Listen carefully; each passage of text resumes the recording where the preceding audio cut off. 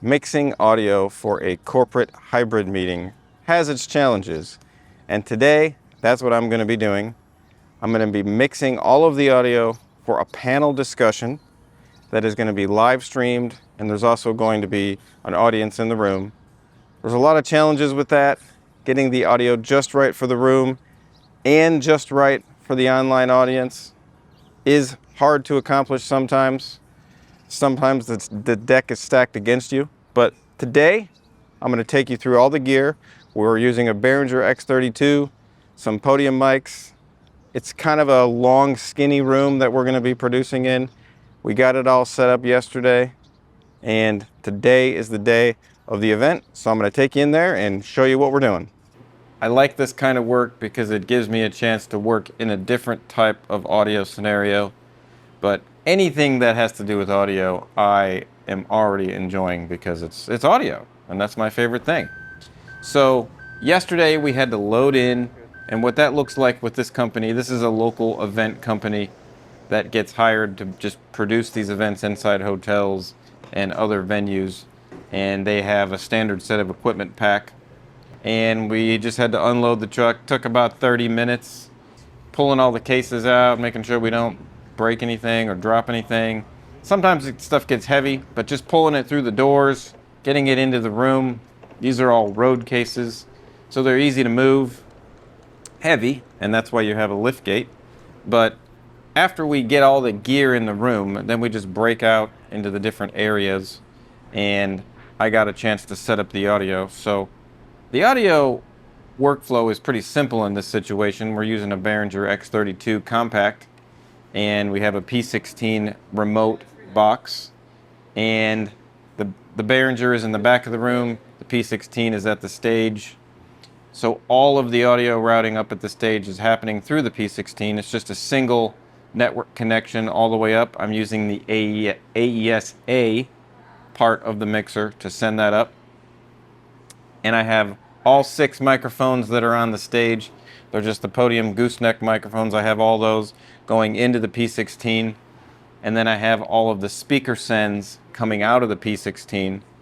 By default, the P16 maps the same outputs as the outputs 1 through 8 that are physically on the back of the console. So that makes it pretty easy. And then I just take one output per speaker, set the level on the speaker, and I'm good to go there. And then when I get back to the board, I'm just making sure that my board interface makes sense. And I always like to do a factory reset on these consoles because when you do jobs like this, you just don't know where it was last. So I'll just go into the menu and I'll just do a factory reset, and then I know exactly what condition the board is in, and it brings it all back to happy, right? Happy baseline. So then at that point, I just gain stage all the mics, make sure that all the Podium mics are around the same gain. I have some of the guys from the production team here. They go up and test the mics, and I just set all the gains. Usually you want to aim for right in the middle, and that's about where my gains were. And then I like to run some light compression on every one of these vocal mics. And then for the back, we ended up setting up 3 computers to come into the mixer, and those just come in basic XLR to 1/8 inch adapters with a volume control on them, real basic devices, and that allows the computer to get converted to XLR to go into the mixer. So all the inputs are handled on 2 pages. I like 2 pages of inputs. Sometimes it's not possible to get everything on the same strip, especially with one of these X32 compacts, because there's just not as many fader banks on the X32 compact. So I'll have my local inputs on one page, and then I'll have my remote inputs on another page, just so I don't get them confused. And then I'll set up some mute groups to make sure that I can mute the different groupings of things quickly, because in these scenarios you need to move quick. I also have 2 wireless mics, one handheld and one lav mic that came in the pack, so I ran those. The MC is running around with a handheld mic, so that's where that comes into play. I have that handheld mic on 1, the lav on 2, and then I have the 3 computers on 3, 4, and 5. And then on my second page, I just have the Podium mics across the front. There's 6 of them on 1 through 6. And I map those in the output section of the X32. I have to send enough outputs to feed all of the speakers. And then I have to send enough outputs to feed the stream. And I'm taking a stereo output directly into the Blackmagic ATEM switcher. And I'm taking that directly out of the board because I'm physically very close to the Blackmagic switcher on the same table system. So that's allowed to just be 2 XLR cables straight over to the Blackmagic ATEM. And the ATEM that they're using takes XLR in. So that's very handy. Then I just check my levels over on that side.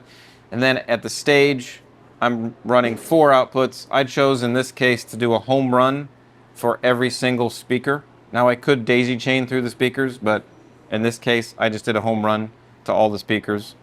I had enough outputs, I had enough cable. I like a home run to the speakers if I can do it. Home run just means 1 cable per speaker and no daisy chaining out of one speaker to the next. Okay? And then that's all set up by default on the X32 to be getting the bus outputs. So on the X32 you have 16 buses. In this scenario, I'm just using 2 buses, left and a right, to go out to the internet, and that way I can have different fader control over what the internet's getting as to what the room is getting. So that's very helpful. When you do these hybrid meetings, the hardest thing to do is to get the gain happy in the room and then the gain happy on the internet. The internet feed always needs more level than the room. The room doesn't really need that much level, depending on how you have your speakers set, but there is a duality happening when you're mixing for a room and mixing for the internet on the same console with the same inputs and the same faders.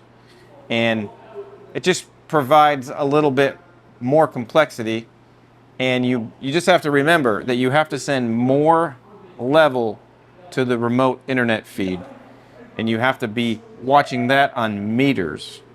And then you're listening in the room, so you're listening and instinctively mixing for the room, and then that's getting translated off to the remote destination. You just have to keep your eyeball on the meters, because the meters tells you everything for the remote.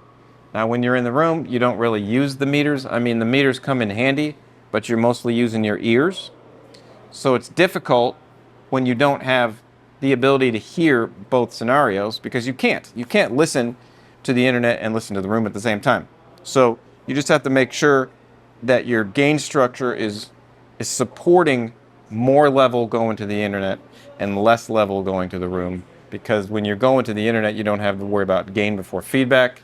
When you're in the room, you do have to worry about gain before feedback. So it's just a mentality. Mix for the remote on meters, mix for the room on your ears. Compression, I just put a little bit of compression on the voices. I tend to do like 3 or 4 dB of reduction, nothing aggressive. I like my ratio to be around 4, my attack to be around 30, my release to be around 150 to 200. That's just a starting point that I use for spoken word for human voices. I just want to knock the tops off the voices. I don't want to be super aggressive, because if you're super aggressive, then it just sounds weird for my ears. Again, this is all subjective, but I just like a little bit of light compression, okay? And then for EQ, I use a basic low roll and high shelf, nothing crazy. Definitely low roll off, because you just really don't need anything that's down there. And down in the lows, you get booms and different things that you don't need. The human voice doesn't go down that low. So I just like to roll off somewhere around 200, and then on the top, I'll just top shelf it a little bit. And after that, I just shape it a little bit to maybe reduce some feedback in certain harmonics, but nothing crazy. The main thing is the low shelf and the high shelf. That's my opinion for EQ. You don't want to add a bunch of EQ just because you can. You just want to add enough EQ to get the project done. You want to listen to your ears, you want to trust your ears, and if the signal needs EQ, well then you add it. But if it doesn't need it, then don't add it. It's pretty simple. But don't overcook the EQ.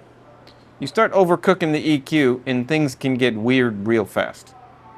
My mixing strategy for these kinds of things, if you see my fader bank when I have 6 Podium mics open, I'm listening and I'm turning up the active speaker and then I'm leaving the other speakers down 10 to 20%.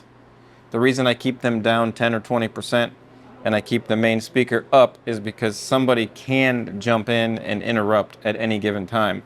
And I've learned that if I mix with a little bit of signal in for every mic, then if someone jumps in, they're not totally like off. I've seen a lot of people where they might mix where they turn everybody off that's not speaking, and then you miss a lot of mic cues because you're not hearing when someone starts to talk. So I like to just make sure that the active speaker is at 0, and then the support speakers that aren't speaking at that time are maybe 20% down, 20 to 30% down. And I always aim to have my active speaker gain structure so that if I put the fader at 0, I know that that's good. Because if I don't set my gain structure where 0 is a good place, then I might not remember exactly where to put that mic if I have to quickly turn something up or down. So I just like to make sure that my whole gain structure is all based on 0, which another word for 0 is unity. All that said, trust your ears, okay? That's the main thing when you're doing this kind of work. Trust your ears. If it sounds good, it is good. If it sounds bad, it is bad. Trust your ears, okay? So the way they're doing this production is there's 3 computers and 1 camera. Camera operator's just running a camera with some basic hand controls on a tripod on a raised platform. And he is just following the action. It's pretty standard because it's just a bunch of people sitting at a table, so there's not a lot of complex camera work. But you gotta be paying attention, just like I gotta be paying attention. And the slide guy has to be paying attention because, you know, these meetings move and change quickly. So you just have to have your head screwed on tight and be following along. Let's take a listen here to how this thing sounds in real life. All right, this case, there was a positive development about preservation of error for prosecutorial misconduct, but we will cover that in our last presentation of the day, so be sure to stick around for that. So the big debate here was whether the prosecution invoked the eggshell skull for intent or causation. In closing argument, a majority found that the prosecutor invoked it for causation, so there was no reversible error. This statute does fall within the scope of the Second Amendment, but then looking at the historical background, the idea that the founders allowed for detaining people who are charged with crimes. So that's a complete disarmament. But they caught a lot of other aspects of resisting. So it's going to increase the resisting from a level 6 to a level 5 if the defendant draws a deadly weapon. I haven't mixed with this particular brand of gooseneck microphone before. They are condensers, so they all require phantom power.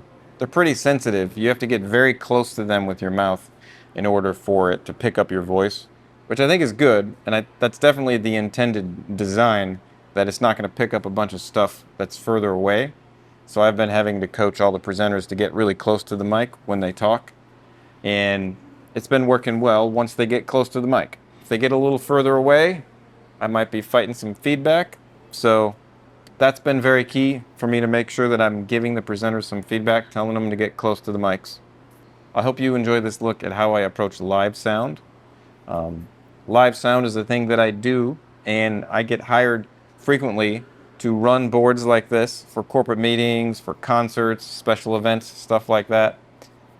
I'll do anything related to sound because I just love it so much. And I love getting my head in there with the signal routing and the levels and the gain and the EQ and the compression.